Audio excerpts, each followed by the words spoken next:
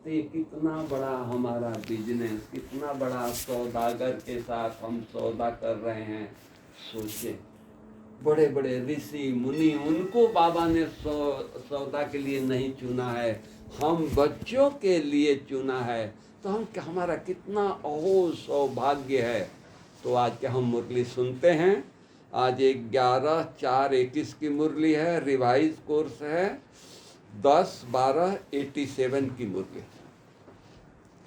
Heading है तन मन धन और संबंध का श्रेष्ठ सौदा।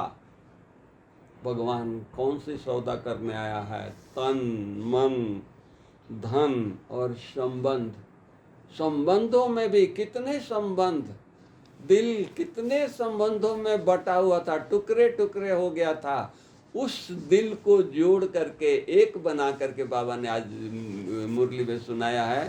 तो हम सब ध्यान से सुनेंगे और मधुबन में हिस्ट्री हॉल में सुनेंगे, जहाँ हमारे दादी दीदी, हमारे ब्राह्मण, सारे श्रेष्ठ आत्माएं, मम्मा वहाँ बैठ करके मुरली सुनती थी, सुनाती थी। उस स्थान पर हम चलें।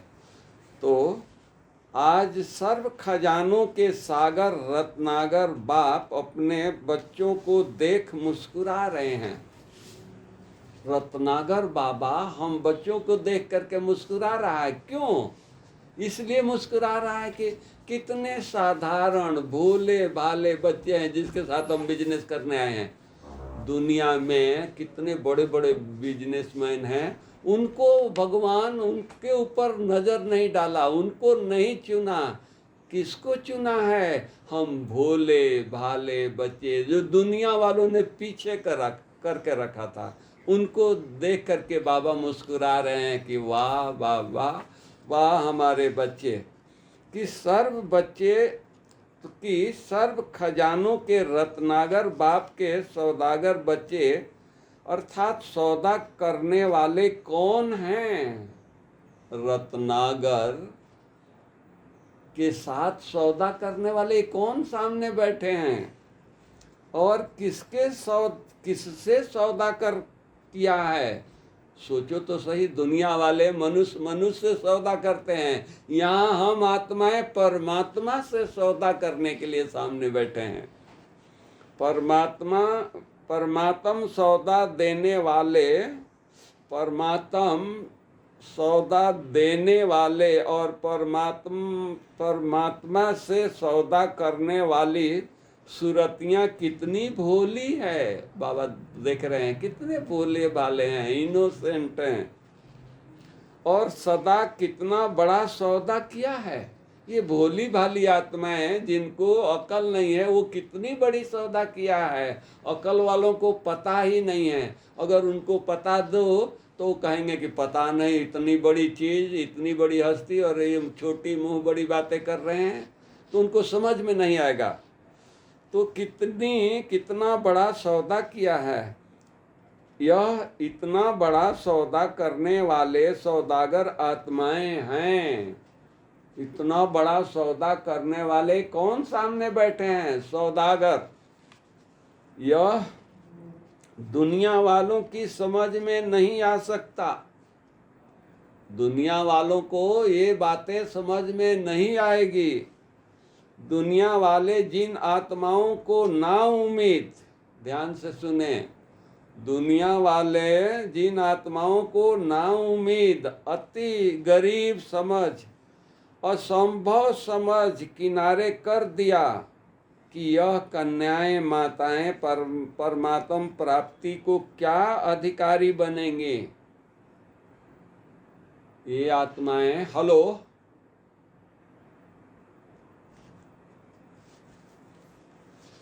हेलो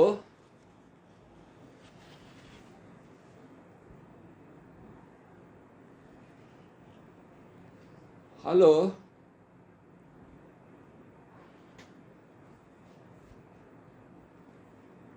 हेलो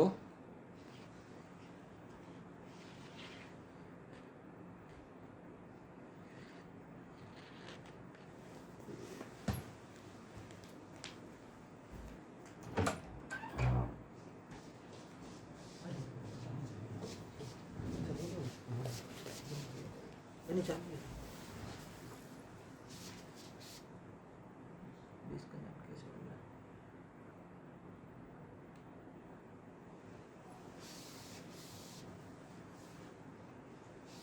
हेलो हेलो, हाथ हिलाइए, सुनाई दे रहा है तो। सुनाई दे तो हाथ हिलाइए। दीदी सुनाई दे रहा है तो हाथ हिलाइए। नहीं हाँ वो बाय। हेलो दीदी, सुनाई दे रहा है तो हाथ हिलाइए। ओके, कुछ कारण से बंद हो गया था। Thank you. वहाँ से हुआ क्या? लेकिन बाप ने पहले माताओं कन्याओं को ही इतना बड़े ते बड़ा सौदा करने वाली श्रेष्ठ आसामी बना दिया।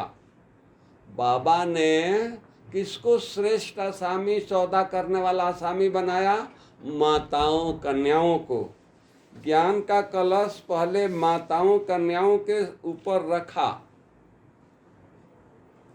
ज्ञान का कलश किसके ऊपर रखा? माताओं कन्याओं के ऊपर रखा। यज्ञ माता जगदम्बा निमित्त गरीब कन्या को बनाया। यज्ञ माता बाबा ने किसको बनाया? मम्मा को बनाया। मम्मा कौन थी? गरीब थी। हालांकि मम्मा का परिवार बहुत ये था, लेकिन कुछ कारण से बिजनेस में घाटा पड़ गया तो गरीबी आ गई। तो वो मम्मा, उस बाबा उनको कह रहा है, माताओं के पास फिर भी कुछ न कुछ छिपी हुई प्रॉपर्टी रहती है। बाबा याद दिला रहा है कि माताओं के पास कुछ न कुछ छिपी हुई प्रॉपर्टी रहती है, कन्याओं के पास कुछ नहीं। माताओं के पास कुछ नहीं होगा, घर की चाबी तो होगी, मालकिनी बन करके तो रहेगी, लेकिन कन्याओं के पास तो वो भी कुछ नहीं है। तो वो बाबा याद दिला रहा है। लेकिन कन्या माताओं से भी गरीब होती है। तो बाप ने गरीब से गरीब को पहले सौदागर बनाया। किसको बनाया? गरीब से गरीब कन्याओं को। बोलिए कि हमको सौदागर बनाया। और सौदा कितना बड़ा किया? जो गरीब कुमारी से जगत अम्बा, गरीब कुमारी से क्या बना दिया? जगत अम्बा। सो धन की देवी लक्ष्मी बना दिया। आज बड़े बड़े लोग धन की देवी की पूजा करते हैं, लक्ष्मी से धन मांगते हैं। जो आज दिन तक भी भल कितने भी मल्टी मिलियन करोड़पति हों, लेकिन लक्ष्मी से धन जरूर मांगेंगे।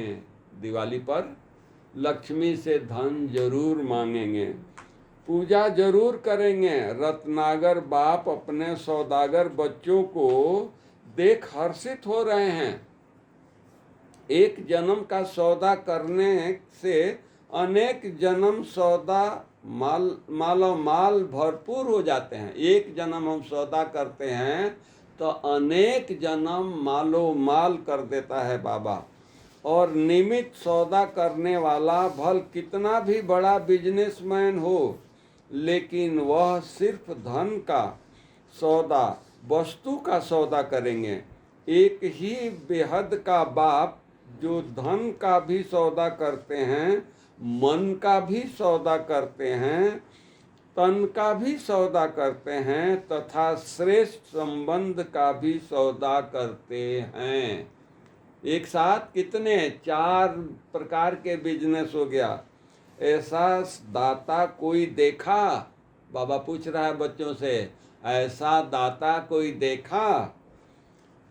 चारों ही प्रकार के सौदे किए ना, तन सदा तंदुरुस्त रहेगा। वरदान मिल गया।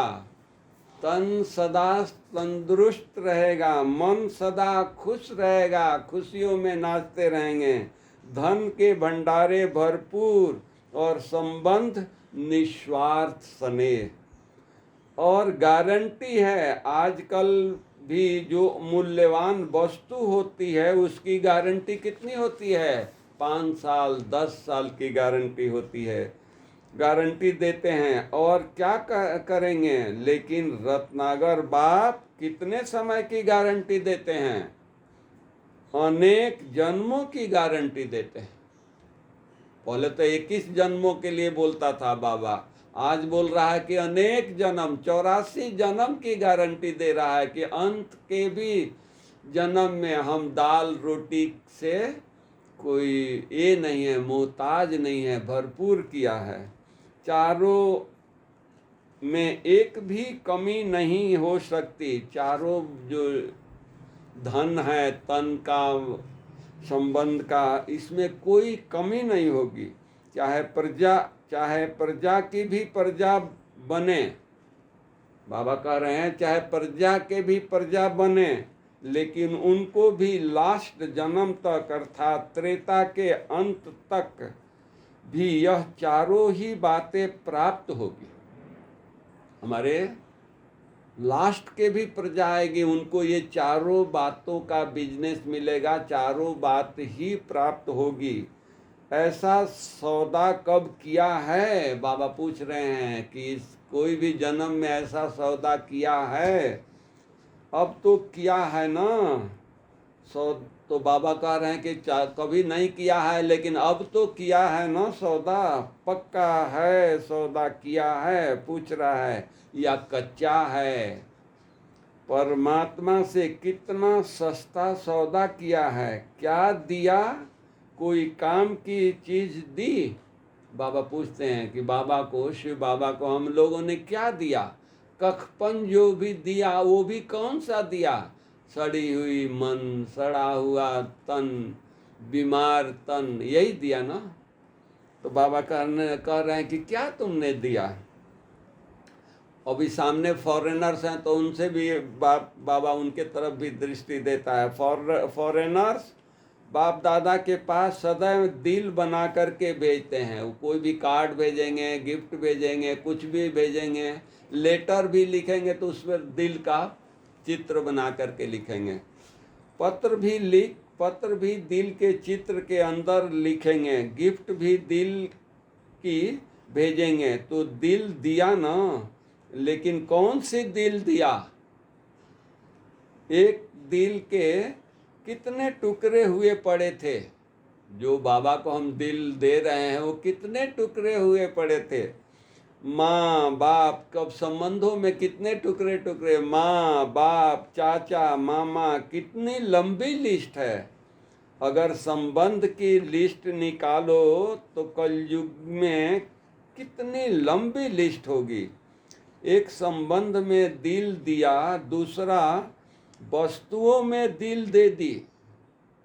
कार में हमारा दिल जाता है, कपड़े में दिल जाता है, खाने में दिल जाता है। तो बाबा ने कहा कि वस्तुओं में भी अपना दिल दे दिया। तो दिल लगाने वाली वस्तुएं कितनी है, व्यक्ति कितने हैं, संबंध दिल लगाने के लिए दिल के टुकड़ा टुकड़ा कर दी है। अनेक टुकड़ों में दिल बट गया है। बाप ने अनेक टुकड़े वाली दिल को एक तरफ जोड़ दिया है। अनेक टुकड़ों में बटा हुआ दिल, अनेक वस्तुओं में बिखरा हुआ दिल बाबा ने एक साथ जोड़ दिया है। तो दिया क्या और लिया क्या, और सौदा करने की विधि कितनी सहज है। सेकंड का सौदा है ना। बाबा क्या सौदा किया? क्या सेकंड का सौदा है? क्या बिजनेस है? बताइए। बाबा शब्द ही विधि है। एक शब्द की विधि से इसमें कितना समय लगता है। और बाबा बोलते हैं कि इतना एक शब्द बाबा कहने में कितना समय लगता है। सिर्फ दिल से कहा बाबा तो सेकंड में सौदा हो गया। दिल से बाबा कहा। लोग सौदा करने के लिए ऑफिस खोलते हैं, स्टोर खोलते हैं, क्या क्या ये करते हैं। हम घर में बैठे भोजन कर रहे हैं, कहाँ भी दिल से बाबा किया, बाबा कहा, सौदा हुआ। तो बाबा तो सेकंड में सौदा हो गया ना। कितनी सहज विधि है। इतना सस्ता सौदा शिवाय इस संगम के और किसी युग में नहीं कर सकते। बाबा कहते हैं कि और किसी युग में नहीं कर सकते। तो सौदागरों की मूरत देख रहे थे। किसका? एक सौदा करने वाला ही, सौदागरों की सूरत मूरत, मैंने सब बच्चों की सूरत मूरत बाबा देख रहे हैं। दुनिया के अंतर में कितने भोले भोले हैं, लेकिन कमाल तो इन भोले भाले ने किया है। दुनिया के नज़रों में हम कितने भोले भाले हैं, बाबा ने कहा कि कमाल तो इन भोले भालों बच्चों ने किया है। सौदा करने में तो होशियार निकला ना। आज के बड़े बड़े नामी ग्रामी धनवान धन कमाने के बजाय धन को संभालने की उलझन में पड़े हैं। लोग दुनिया में क्या कहते हैं, धन कमाना इजी है, लेकिन संभालना इजी नहीं है। तो बाबा कहते हैं कि धन को संभालने में के उलझन में पड़े हैं। उसी उलझन में बाप को पहचानने की भी फुर्सत नहीं है। अभी वो धन क्या काम का जो भगवान को भी हम पहचान नहीं सके। अपने को बचाने में, धन को बचाने में ही समय चला जाता है। बहुत करोड़पति अरबपति हैं, वो अपने को बचाते हैं, धन को भी बचाते हैं कि सरकार की नज़र न लग जाए, उसी में समय चला जाता है। अगर बादशाह भी हैं तो फिकर वाले बादशाह हैं। बाबा क्या कहता है, बादशाह हैं लेकिन फिकर वाले बादशाह हैं, क्योंकि फिर भी काला धन है ना। धन है लेकिन कौन सा धन है, काला धन है। इसलिए फिकर वाले बादशाह हैं। ले और आप बाहर से बिन कौड़ी हो लेकिन बेफिकर बादशाह हो। बाहर से हमारे पास कुछ नहीं है। हमारी दादी जानकी क्या कहती थी, सफ़ेद वस्त्र खिसा खाली, हम है विश्व के माली। बेगर होते भी बादशाह। शुरू में साइंस क्या करते थे, शुरू में साइन क्या करते थे, बेगर टू प्रिंस। अभी भी बादशाह और भविष्य में भी बादशाह। आजकल के जो नंबरवार धनवान असामी हैं, उनके सामने आपके त्रेता के अंत वाली प्रजा भी धनवान होगी। सुन लीजिए, हमारी त्रेता के अंत वाली प्रजा, अभी के बड़े बड़े पूंजीपति लोग हैं, उनसे अधिक धन होगा। आजकल की संख्या के हिसाब से सोचो, धन तो वही होगा और ही दबा हुआ धन भी निकलेगा। जो आज देखिए कि विश्व में जितना सोना है, अगर ये विश्व खत्म होगा तो सारा सोना किसको मिलेगा, हम थोड़े से बच्चों को मिलेगा। तो कितना सोना अथाह हो जाएगा। हम महल भी बना दे सोने का, तभी भी सोना बहुत रहेगा। एक बार साकार मुरली में बाबा ने कहा कि सोना सतयुग में ऐसे रहेगा, तुम्हारे दरवाजे पर पत्थर जैसे पड़े रहेंगे। जैसे मकान बनाते हैं, पत्थर बच जाता है तो वहीं कहीं किनारे कर देते हैं, तो सतयुग में इतना सोना होगा कि पत्थर जैसा अपने दरवाजे पर पड़े रहेगा। आज जरा सा सोना किसी को मिल जाता है तो कितना खुश होता है। तो जितनी बड़ी संख्या उसी प्रमाण धन बांटा हुआ है, और वहाँ संख्या कितनी होगी उसी हिसाब से देखो कितना धन होगा।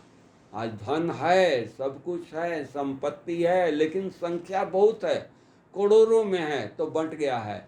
वहाँ तो लाखों में होगा, सैकड़ों में होगा, तो कितना धन होगा। तो वो बाबा कह रहे हैं प्रजा को भी अप्राप्त कोई वस्तु नहीं होगी। सतयुग में भी प्रजा को भी अप्राप्त कोई वस्तु नहीं होगी। तो बादशाह हुए ना, प्रजा भी क्या हुई, बादशाह हुआ। बादशाह का अर्थ यह नहीं कि तख्त पर बैठे। बादशाह केवल उसी को नहीं कहेंगे कि सिंहासन पर बैठे, नहीं। बादशाह वो है जिसके पास किसी चीज की कमी नहीं है। बादशाह अर्थात भरपूर, कोई भी अप्राप्ति नहीं, कमी नहीं।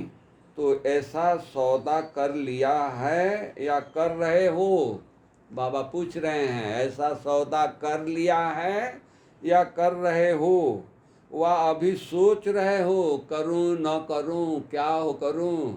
नहीं, हम दिल से कहें बाबा हमने सौदा कर लिया है। कभी कोई बड़ी चीज़ सस्ती और अभी देखिए बाबा गुहे राज खोलता है, कोई अचानक कोई अच्छी चीज़ मिल जाए तो सोचते रहेंगे पता है नकली है असली है, कैसे इतना इजी मिल गया। तो बाबा कह रहे हैं कभी कोई बड़ी चीज़ सस्ती और सहज मिल जाती है तो भी उलझन में पड़ जाते हैं कि पता नहीं ठीक है व नहीं है। ऐसी उलझन में तो नहीं हो ना कि पता नहीं भगवान हमको इतना दिया है नहीं दिया है। क्योंकि भक्ति मार्ग वालों ने सहज को इतना मुश्किल कर चक्र में डाल दिया है, जो आज भी बाप को उसी रूप से ढूंढते रहते हैं। भक्ति मार्ग वाले इतना उलझन में डाल दिया है सर्वव्यापी कह करके कि आज उसी उलझन में ढूंढ रहे हैं। छोटी सी बात को बड़ी बात बना दी है, इसलिए उलझन में पड़ जाते हैं। ऊंचा भगवान उनसे मिलने की विधियां लंबी चौड़ी बता दी है। उस चक्र में भगत आत्माएं सोच में पड़ी हुई है। भगवान भक्ति का फल देने आए हैं, लेकिन भक्त आत्माएं उलझन के कारण पत्ते पत्ते को पानी देने में बिजी हैं। भगवान आया है फल देने, भगत पत्ते पत्ते को पानी दे रहे हैं। आज इस तीर्थ स्थान पर, कल उस तीर्थ स्थान पर, कल यहाँ कुंभ मेले में, कल वहाँ कुंभ मेले में, आज इस मंदिर में, कल उस मंदिर में पत्ते पत्ते को पानी दे रहे हैं। कितना भी आप संदेश देते हो तो क्या कहते हैं, इतना ऊंचा भगवान, सोचो इतना ऊंचा भगवान ऐसे सहज आए हो ही नहीं सकता है। आप कितना भी क्लियर समझाओ कहते हो ही नहीं सकता है। इसलिए बाप मुस्कुरा रहे थे कि आजकल के चाहे भक्ति के नामी ग्रामी, चाहे धन के नामी ग्रामी, चाहे किसी भी ऑक्यूपेशन के नामी ग्रामी अपने ही कार्य में बिजी हैं, लेकिन आप साधारण आत्माओं ने बाप से सौदा कर लिया है। पांडवों ने पक्का सौदा कर लिया है। डबल फॉरेनर सौदा करने में होशियार हैं। सौदा तो सबने किया है, लेकिन सब बात में नंबरवार होते हैं। बाप ने तो सभी को एक जैसा सर्व खजाने दिए, क्योंकि अखूट सागर है। सर्व को एक ही जैसा दाता क्यों दे रहा है, अखूट खजाना है। कोई कम हो तो हम किसी को ज़्यादा दें, किसी को कम दें, लेकिन वो तो अखूट है, एक जैसा बांटता रहता है। बाप को देने में नंबरवार देने की आवश्यकता ही नहीं होती है। बाबा किसी को नंबरवार नहीं देते हैं, आवश्यकता नहीं है। जैसे आजकल के विनाशकारी आत्माएं कहती है कि विनाश की इतनी सामग्री तैयार की है, जो ऐसी कई दुनिया विनाश हो सकती है। जो आज की दुनिया है वो ऐसे कई दुनिया वो लोग विनाश कर सकते हैं, इतनी उनके पास सामग्री है।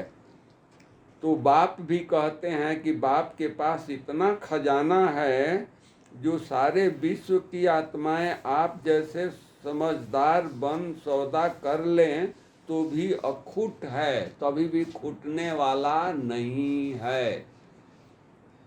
जितनी आप ब्राह्मणों की संख्या है, ध्यान दें, जितनी हम ब्राह्मणों की संख्या है उससे और पदम गुणा भी आ जाएं, 100 गुणा नहीं, 1000 नहीं, लाख नहीं, पदम गुणा भी आ जाएं तो भी ले सकते हैं। इतना बाबा के पास खजाना है, इतना अथाह खजाना है, लेकिन लेने वालों में नंबर हो जाते हैं।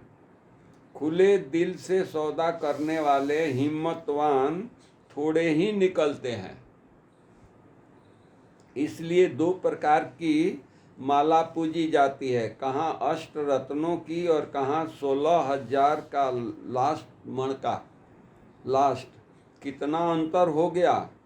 सौदा करने में तो एक जैसा ही है, लास्ट नंबर भी कहता है बाबा सौदा हमारा क्या है? बाबा। फर्स्ट नंबर भी कहता है बाबा और लास्ट नंबर भी कहता है बाबा। हमारी जानकी दादी भी कहती थी बाबा, कितना भोलेपन से कहती थी। क्लास में आप लोग सुने होंगे, हम लोग तो रूम में भी जाते थे तो इतना प्यार से कहती थी जैसे छोटा बच्चा कैसे कहता है बाबा। तो दादी बोलती थी। तो बाबा कहते हैं लास्ट नंबर भी कहता है बाबा, शब्द में अंतर नहीं है, सौदा करने की विधि एक जैसी है और देने वाला दाता भी एक जैसा देता है। सौदा करने की विधि एक जैसी है, देने वाला दाता एक जैसा देता है। ज्ञान का खजाना व शक्तियों का खजाना, जो भी संगम योगी खजाने जानते हो, सबके पास एक जैसी ही है। किसको सर्व शक्तियाँ दी, किसी को एक शक्ति दी व किसी को एक गुणा व किसी को 100 गुणा सर्व शक्तियाँ दिया, यह अंतर नहीं किया। सभी का टाइटिल एक ही है, आदि मध्य अंत के ज्ञान को जानने वाले त्रिकालदर्शी मास्टर सर्वशक्तिवान हैं। ऐसे नहीं कि कोई सर्वशक्तिवान है, कोई सिर्फ शक्तिवान है, नहीं। सभी को सर्वगुण संपन्न बनने वाली देव आत्माएं कहते हैं, गुण मूर्त कहते हैं। खजाना सभी के पास है। एक मास से स्टडी करने वाला, एक मास का बच्चा एक मास से स्टडी करने वाला भी ज्ञान का खजाना ऐसे ही वर्णन करता है जैसे 50 वर्ष वाले वर्णन करते हैं। प्रदर्शनी में समझाते हैं तो कोई 50 वर्ष का समझाता है, वो भी ऐसा ही समझाता है जो एक महीने का, जो 7 दिन का कोर्स करने वाला भी जिज्ञासु प्रदर्शनी को समझाता है। तो बाबा वो कहते हैं अगर एक एक गुण पर, शक्तियों पर भाषण करने के लिए कहें तो बहुत अच्छा भाषण कर सकते हैं। बुद्धि में है तब तो कर सकते हैं ना। तो खजाना सबके पास है। बाबा ने प्रूफ कर दिया कि एक शब्द पर भाषण करने के लिए कहा जाए तो 50 साल वाला भी भाषण बहुत करेगा, 1 महीना वाला भी भाषण बहुत अच्छा करेगा। तो बुद्धि में खजाना है तो सबके पास खजाना, सबके पास है। बाकी अंतर क्या हो गया? क्यों अंतर हो गया कि हम नंबरवार हो गए? कोई महाराजा बन गया, कोई राजा बन गया, कोई प्रजा बन गया। तो बाबा वो क्लियर कर रहे हैं। नंबरवार सौदागर खजाने को स्वयं के प्रति मनन करने से कार्य में लगाते हैं। देखिए अब ध्यान दीजिए, मनन करने की शक्ति,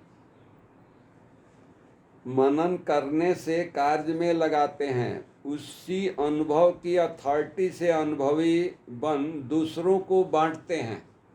मनन करके, मनन चिंतन करके हम दूसरों को ज्ञान सुनाते हैं तो उसके मन तक, दिल तक पहुंचता है।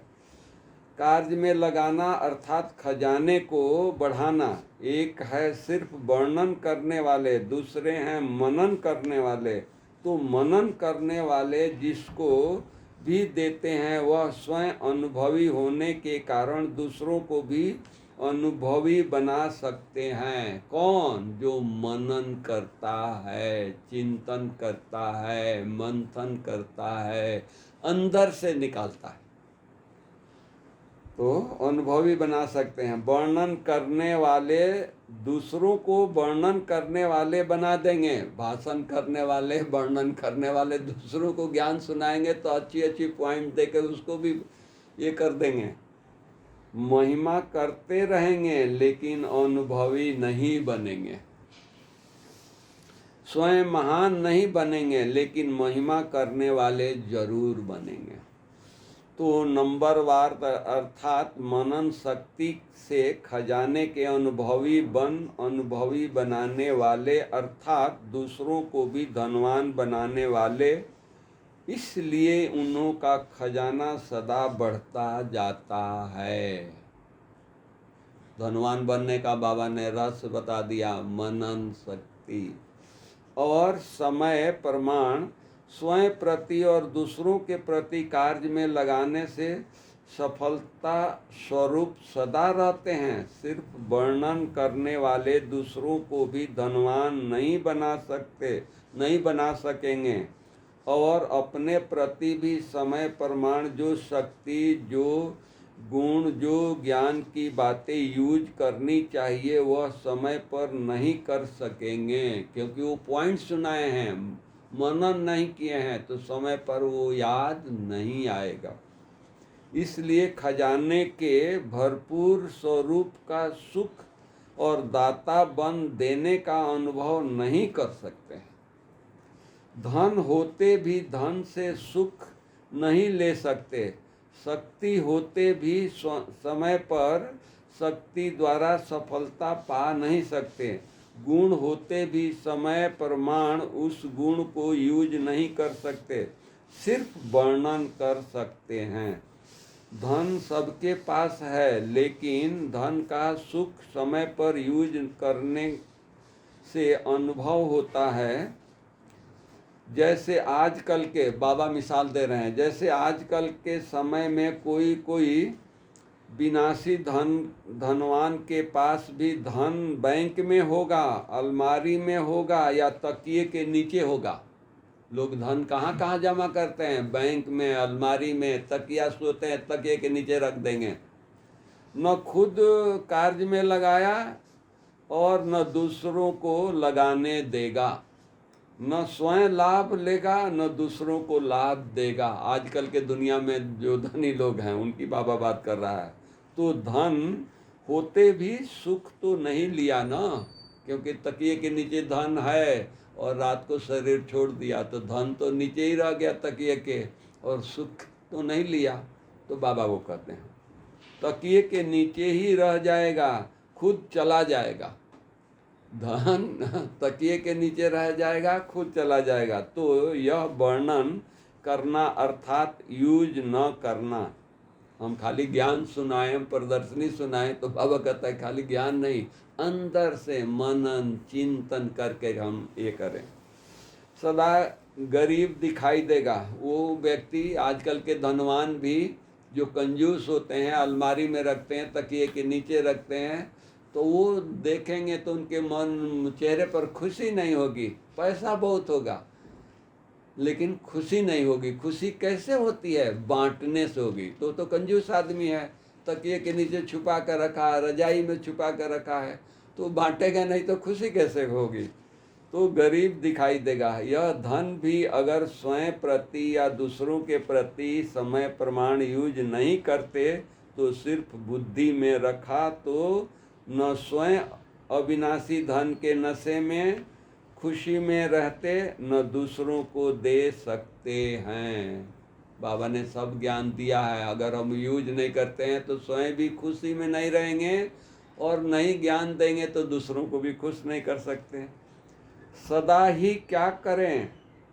बाबा कहते हैं सदा क्या करें, कैसे करें? इस विधि से चलते रहेंगे, सदा पूछते रहेंगे क्या करें। धन है, बाबा ने सब ज्ञान दे दिया, फिर भी दीदी क्या करें, ये उलझन आ गई, ये बातें आ गई, पूछते रहेंगे, बड़ों से पूछते रहेंगे, बाबा के कमरे में जाएंगे वहाँ पूछेंगे बाबा क्या करें, मनन नहीं करते।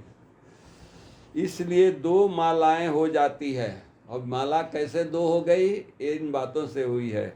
वह मनन करने वाली, वह सिर्फ वर्णन करने वाली। दो माला कौन सी हुई? एक मनन चिंतन करने वाले का माला, एक खाली वर्णन करने वालों की माला। तो कौन से सौदागर हो? अब बाबा पूछता है कि आप कौन से सौदागर हो? सब अपने अपने को देखें, नंबर वाले या दूसरे नंबर वाले। नंबर 1 वाले सौदागर माने मनन करने वाले सौदागर या दूसरे वाले? इस खजानों का कंडीशन है, माने शर्त है, यह है जितना औरों को देंगे। क्या शर्त है इस खजाने का? कि जितना औरों को देंगे, जितना कार्य में लगाएंगे उतना बढ़ेगा। बाबा का धन, बाबा का खजाना, बाबा की शक्तियाँ, बाबा का गुण जितना दूसरों को बांटेंगे उतना बढ़ता जाएगा, वृद्धि को पाएगा। वृद्धि होने की विधि यह है, बाबा ने कहा कि वृद्धि होने की विधि क्या है? बांटना। इसमें विधि को न अपनाने कारण स्वयं में भी वृद्धि नहीं आती है। इस विधि को नहीं अपनाने के कारण स्वयं में भी वृद्धि नहीं होती है और दूसरों की सेवा करने में भी वृद्धि नहीं है। न स्वयं की वृद्धि होगी न दूसरों की वृद्धि होगी। संख्या की वृद्धि नहीं कर रहे हैं। बाबा का ये सुना रहे हैं कि स्टूडेंट की वृद्धि नहीं, जिज्ञासु की वृद्धि नहीं, अपने अंदर शक्तियों की विधि। संपन्न बनने की वृद्धि। हम अपने अंदर कैसे संपन्न बने, हर गुणों से, शक्तियों से। जैसे बाबा संपन्न थे, मम्मा संपन्न थी, दादियाँ संपन्न बनी, कैसे? चिंतन मनन से। तो संपन्न करने की विधि। कई स्टूडेंट संख्या में तो गिनती में आते हैं, लेकिन अब तक भी कहते रहते हैं, समझ में नहीं आता योग कैसे, योग क्या है, कैसे करें, बाप को याद कैसे करें। अभी शक्ति नहीं है तो स्टूडेंट की लाइन में तो नहीं हो। बाबा पूछ रहे हैं कि आप स्टूडेंट की लाइन में तो नहीं हो। रजिस्टर में नाम है लेकिन धनवान तो नहीं बना ना। रजिस्टर में हम स्टूडेंट हैं, नाम है सेंटर पर, लेकिन धनवान तो नहीं बना ना। मांगता ही रहेगा, कभी टीचर के पास जाएगा, मदद दे दो, कभी बाप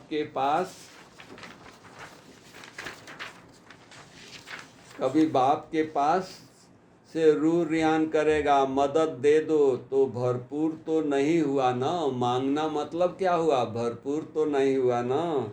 जो स्वयं अपने प्रति मनन शक्ति से धन को बढ़ाता है वह दूसरों को भी धन में आगे बढ़ा सकता है। मनन शक्ति से जो ज्ञान का धन बढ़ाते हैं वो दूसरों को भी बढ़ाएंगे। आज दादियाँ मनन करके स्वयं भी बढ़ी और उनको देख करके प्रेरणा हम भाई बहनों में मिली, तो हमको भी मनन करने की शक्ति मिली, प्रेरणा मिली। मनन शक्ति अर्थात धन को बढ़ाना। बाबा क्लियर कर दिया, मनन शक्ति अर्थात धन को बढ़ाना। धनवान बनना है तो क्या करना है? मनन करना है, सारा दिन चिंतन करना है। तो धनवान की खुशी, धनवान का सुख अनुभव करना, धनवान की खुशी, धनवान का सुख अनुभव करना, समझा क्या होता है? चिंतन मनन। मनन शक्ति का महत्व बहुत है। बाबा कहते हैं मनन शक्ति का महत्व बहुत है। पहले थोड़ा इशारा सुनाया है और भी मनन शक्ति के महत्व का आगे सुनाएंगे। बाबा ने कहा कि और भी हम सुनाएंगे।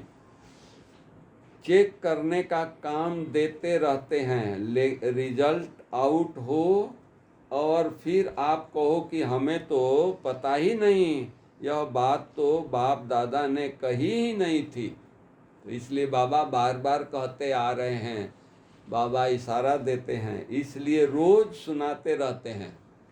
बाबा क्या कहते हैं? रोज सुनाते रहता है बाबा, ताकि हम बाबा को उलाना ना दें।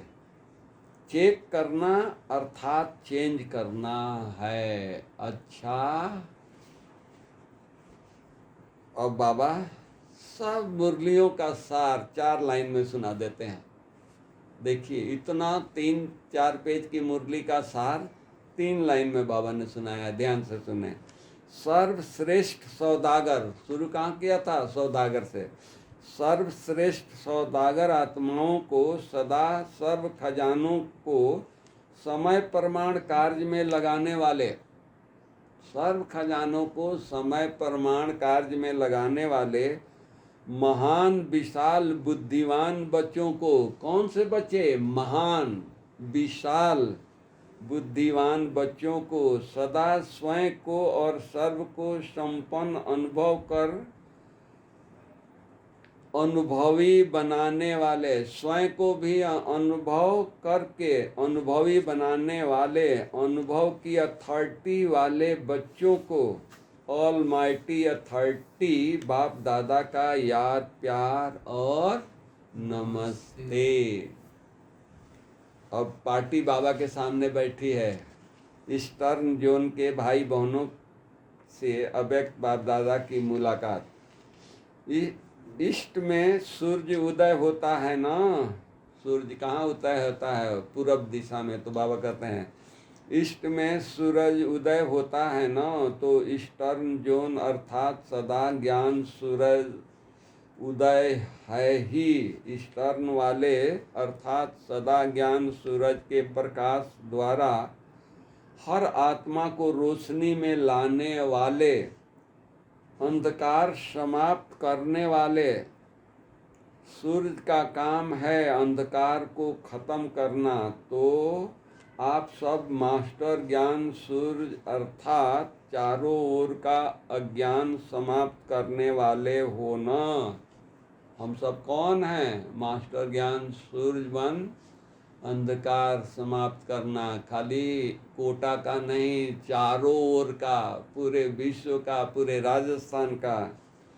सभी इसी सेवा में बिजी रहते हो ना? बाबा पूछ रहा है। या अपनी व प्रवृत्ति की परिस्थितियों के झंझट में फंसे रहते हो? सूरज का काम है रोशनी देने का, कार्य में बिजी रहना। चाहे प्रवृत्ति में हो, चाहे कोई भी व्यवहार में हो, चाहे कोई भी परिस्थिति सामने आए, लेकिन सूर्य रोशनी देने के कारण कार्य के बिना रह नहीं सकता। कुछ भी परिस्थिति आए, लेकिन हमारा काम क्या है? रोशनी देना। तो ऐसे मास्टर ज्ञान सूर्य हो या कभी उलझन में आ जाते हो? पूछे अपने आप से। पहला कर्तव्य है ज्ञान की रोशनी देना। जब यह स्मृति में रहता है कि परमार्थ द्वारा व्यवहार और परिवार दोनों को श्रेष्ठ बनाना है, तब यह सेवा स्वतः होती है। जहाँ परमार्थ है वहाँ व्यवहार सिद्ध व सहज हो जाता है, और परमार्थ की भावना से परिवार में भी सच्चा प्यार एकता स्वतः ही आ जाता है। तो परिवार भी श्रेष्ठ और व्यवहार भी श्रेष्ठ। तो क्या करना है? श्रेष्ठ व्यवहार करना है। परमार्थ व्यवहार से किनारा नहीं कराता, परमार्थ व्यवहार से किनारा नहीं कराता, और ही परमार्थ कार्य में बिजी रहने से परिवार और व्यवहार में सहारा मिल जाता है। तो परमार्थ में सदा आगे बढ़ते चलो। नेपाल वालों की निशानी में सूर्य दिखाते हैं ना, नेपाल में सूर्य के राजाओं की इसमें दिखाते हैं। वैसे राजाओं में सूर्यवंशी राजाएं प्रसिद्ध हैं, श्रेष्ठ माने जाते हैं। तो आप भी मास्टर ज्ञान सूर्य सबको रोशनी देने वाले हो। अच्छा, आज का वरदान क्या है? संगम युग पर हर कर्म कला के रूप में करने वाले 16 कला संपूर्ण भव। फिर से पढ़ता हूँ। संगम युग पर हर कर्म कला के रूप में करने वाले 16 कला संपूर्ण भव। संगम युग विशेष कर्म रूपी कला दिखाने का युग है। जिनका हर कर्म कला के रूप में होता है, उनके हर कर्म का व गुण का गायन होता है। 16 कला संपन्न अर्थात हर चलन संपूर्ण कला के रूप में दिखाई दे। यही संपूर्ण स्टेज की निशानी है। जैसे साकार के बोलने चलने सभी में विशेषता देखी ना, बाबा साकार बाबा के एग्जाम्पल दे रहे हैं। जैसे साकार बाबा के बोलने चलने करने में विशेषता दिखी ना, तो यह कला हुई। उठने बैठने की कला, देखने की कला, चलने की कला थी। सभी में न्यारापन और विशेषता थी। साकार बाबा में उठने चलने खाने पीने बात करने में विशेष कला थी। तो बाबा ने वही कहा कि विशेष थी ना, तो ऐसे फॉलो फादर कर 16 कला संपन्न बनो। बाबा को सामने रख करके हम कर्म करेंगे तो हमारे अंदर कलाएं जमा होती जाएगी। आज का स्लोगन क्या है? पावरफुल वह है जो फौरन परख फैसला कर दे। पावरफुल कौन है? जो फौरन परख करके फैसला कर दे। इसमें हमको कौन याद आया? हमारी दीदी याद आई। दीदी भाषण नहीं करती थी, बड़ी दीदी, लेकिन कैसी भी बात हो कि मीटिंग में कितना भी उलझने हो, लेकिन दीदी 1 सेकंड में निर्णय कर देती थी, 1 सेकंड में डिसीजन दे देती थी। तो इतना पावरफुल हमारी दीदी थी। तो ऐसा पावरफुल बनना है। तो आज का मुरली कितना अच्छा, कितना सुंदर, कितनी गहरी मुरली है। तो हम लोगों को सदा क्या करना है? मनन चिंतन करना है, तो खजानों को बढ़ाते जाएंगे। आज बाबा ने कितना हम बच्चों को ऊपर उपकार किया कि दुनिया वालों ने ठुकराया और बाबा ने हम लोगों को क्या बना दिया। ऐसा जितना हम पीछे दुनिया वालों ने हमको रखा, उतना ही आगे बाबा रखा, और हर कल्प में आगे रहेंगे। संगम पर भी आगे हैं। कलयुग के अंत तक ब्राह्मण के रूप में भी। आज दुनिया में, कलयुगी दुनिया में कोई नया काम करता है, घर प्रवेश करता है या कुछ भी करता है, दुकान खोलता है, तो ब्राह्मण को जरूर बुलाएगा। तो हम ब्राह्मण कितना बाबा ने श्रेष्ठ बनाया कि आज हमारी यादगार, हमारी पूजा, हमारे कर्मों की पूजा हर कल्प में होती आई है। तो आज की मुरली वरदान है। एक एक शब्द एक बार नहीं, कितना बार, जितना बार पढ़ेंगे उतना ही मजा आएगा, खुशी होगी। चिंतन करने की नई नई विधियां मुरली से निकलेगी। तो बहुत बहुत आप सबका धन्यवाद, शुक्रिया। और हम आरती बहन का शुक्रिया करेंगे कि हमको बैठे हैं अहमदाबाद में और कोटा घूम कर आ गए। हाँ तो थैंक्स सभी भाई बहनों को। अब हम 2 मिनट योग करेंगे और टाइम पर क्लास पूरा करेंगे।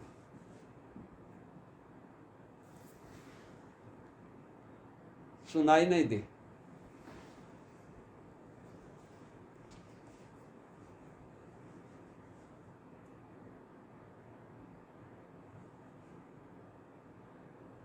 भाई साहब की तबीयत कैसी है? भाई साहब की तबीयत बहुत अच्छी है। और कल उनको हम सेंटर, यहाँ मेम नगर सेंटर पर लाएंगे और थोड़े दिन यहाँ रह करके वीकनेस थोड़ा है तो ठीक हो जाएगी। मतलब अगले सप्ताह में हम भाई साहब को लेकर के जाएंगे। बाकी सभी भाई बहनें ठीक हैं। नीलू बहन भी ठीक हैं, प्रवीणा बहन भी ठीक हैं, मंदा बहन जो लंदन की है वो भी ठीक हो रही हैं, और हमारी गोपी बहन ठीक हो करके मेमनगर सेंटर पर रेस्ट कर रही हैं। मतलब सभी बाबा के बच्चे, झटका लगा है और लेकिन सब सेफ हैं, ठीक हैं, सबकी स्वास्थ्य ठीक है। आप सब योग करते हैं, आप सब दुआएं भेजते हैं। ब्राह्मणों में एक दूसरे को हम क्या सहयोग देंगे? यही करते हैं कि योग का दान देते हैं। तो योग का दान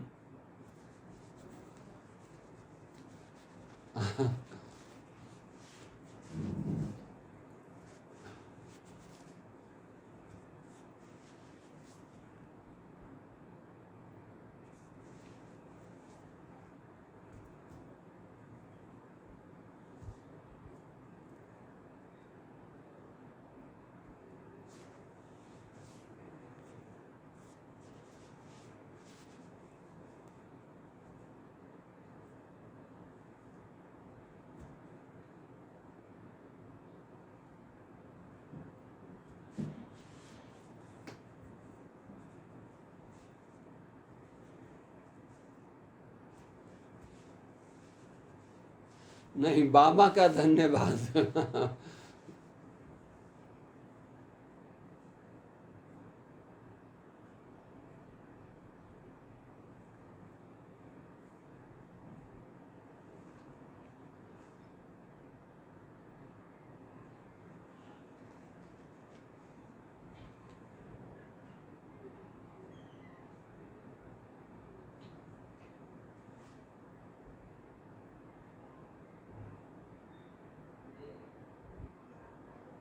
ओके, ठीक है, ठीक है, ठीक है, सुनाएंगे बुधवार को।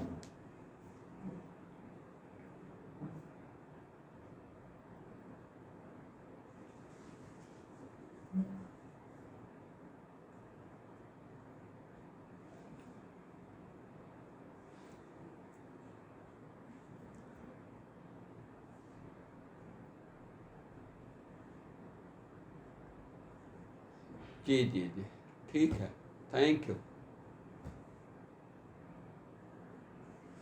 Thank you, thank you, thank you, thank you.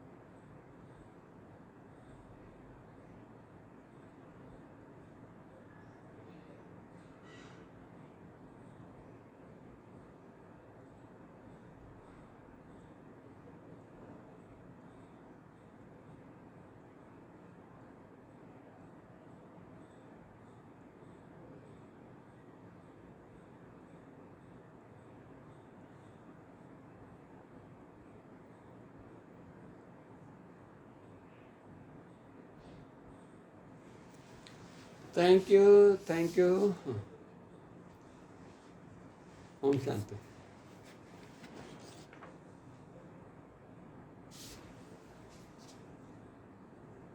बहुत पावरफुल है। फैन का भी आवाज़ थोड़ा कैसे। वो वहाँ वो दीदी को क्या वो सेट नहीं हुआ, उन्होंने वायर के साथ जोड़ा था। और पंखा क्या होता है, वहाँ एसी नहीं होता हॉल में, तो बहनों को पंखा चलता है और टेबल फैन। और ये हमको सबको ये क्या आइडिया रहता है कि ये क्या होता है। आपको वो कोई फ़ोन आया था, मैंने रिकॉर्डिंग